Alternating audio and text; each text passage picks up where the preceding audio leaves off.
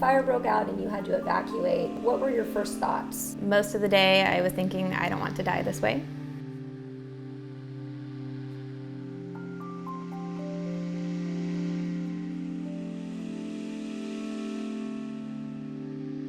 Even today, like I'll think of something like, oh, I don't have that anymore. Like just like my grandpa's antique furniture and certain things will trigger it, so it's still hitting me.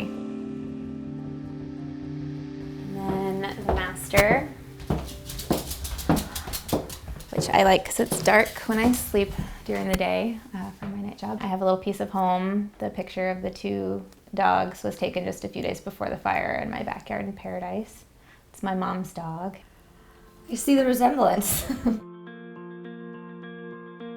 Hey guys, I'm really excited to be able to introduce you to someone special. Michelle recently bought a home with the Drew Coleman team. Sean helped her through the process. We went through the same experience, and that led her to buying a home here in Portland, Oregon. You are a Paradise, California native. Yes. And you went through the Camp Fire. I did. Now, I was actually in Paradise when that fire broke out as well. I was working in my previous career as a news anchor, and so while our day had a very different experience on that day that the fire broke out, you know, we share that connection that we went through something that most people hopefully will never have to. So I want to talk a little bit about your experience and what that was like for you that morning. I woke up to a text message saying there was a fire, packed some bags, and took off, and we were just kind of stuck up there all day. I'm here now with a Captain John Gaddy with CAL FIRE. Explain to me what the fire is looking like right now. Right now the fire is very aggressive. It is moving towards the west, towards the town of Paradise. You are urged to evacuate immediately. Finally made it to safety after a long day up there, and just watched the news and watched our whole lives unravel. I'd kind of already prepared myself. Like, I would have been more surprised if it was still there.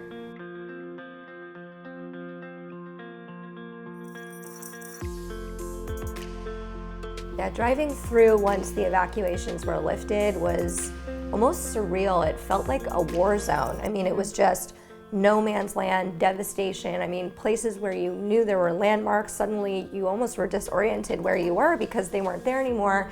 It was very eerie to go back up there after the fire. Living there my whole life, and even I struggled to find certain streets. I mean, an entire town was wiped out of their homes and needed relocation. 30,000 people. And there just isn't the infrastructure for that in the surrounding communities. And so the homes that were available were gone in days. The rent was going up in areas. So I went on stress leave, and I spent like every day like trying to find apartments, getting on wait lists that were like 100 people long.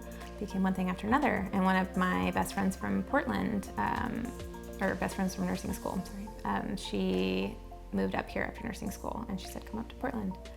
I went up there once. I wasn't too crazy about it. It was rainy and dreary, and Susie hates the rain. And at first it was a little scary, especially my family. They all went to the Nashville area. And so yeah, I came up here all by myself. I had to start from scratch, buy everything. Like when I went to buy the furniture, it was a small little store, and I told the owner my story, and he actually gave me discounts on my furniture. It's just been wonderful, and like everyone's been so welcoming, and like what can we do to help you get settled, and just inviting me to barbecues and just helping me kind of establish a life here.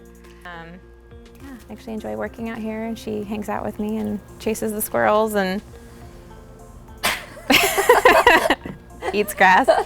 You know, you hear like Oregonians don't like the Californians coming up here, but everyone's just been wonderful. And I was at work one night, and I'd sent Sean a message, and he like called me like right away, like early in the morning, like, okay, let's do this. I can show it to you day after tomorrow. He was like super prompt. Yeah, I've never had that experience with a realtor like back home.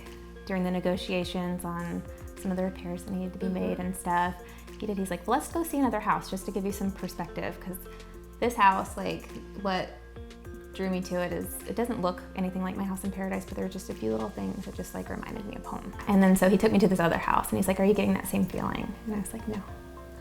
Well, that makes the decision easy, right? Yeah, and he did. He's like, it's not always about the numbers. It's not always about the location. It's the feeling you get.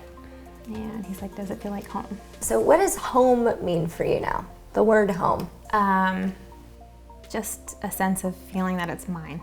Like I can come home I have my own bed, my own pillow. She's safe. Just knowing that I don't have to leave. I am just glad to be here.